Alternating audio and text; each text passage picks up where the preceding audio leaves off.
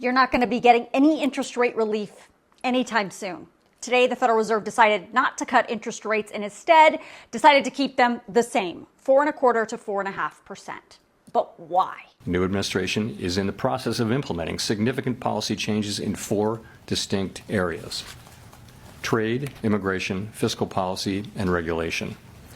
It is the net effect of these policy changes that will matter for the economy and for the path of monetary policy. While there have been recent developments in some of these areas, especially trade policy, uncertainty around the changes and their effects on the economic outlook is high. In English, please. What the Federal Reserve Chairman Jerome Powell is saying is, since he came into office, President Trump has implemented a dramatic shift in policy when it comes to things like trade, immigration, the economy, and on regulation. The Fed chair says all of those things impact the American economy. And right now, the Federal Reserve is not making any moves to cut or raise interest rates because there's just a lot of uncertainty. And until they see the hard numbers of how those Trump policies are going to impact the economy, they're not going to do anything to change interest rates. Now, while he said it is hard to pinpoint, the Fed chairman absolutely said Trump's tariffs and even just the threat of those tariffs have already impacted inflation, and not in the good way. He says last year we were seeing inflation trending downward towards the Fed's 2% goal, but this year the story's different. You know, I think we were getting closer and closer to that. I wouldn't say we were at that. Inflation was running around 2.5% for some time.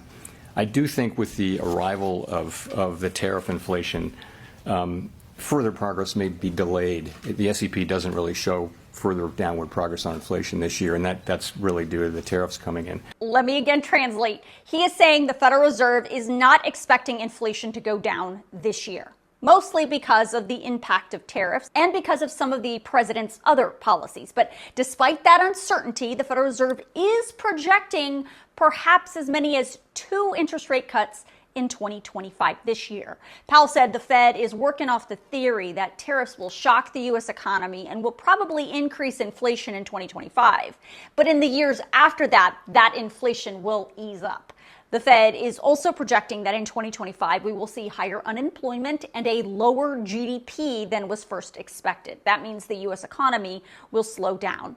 The Fed says they are not expecting inflation to go down to 2% until 2027. But of course, all of those things are just projections, and all of it can change depending on how the U.S. economy actually reacts to all of these new Trump policies and what the numbers really show.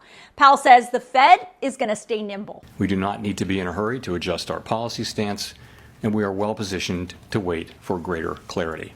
If the economy remains strong and inflation does not continue to move sustainably toward 2%, we can maintain policy restraint for longer.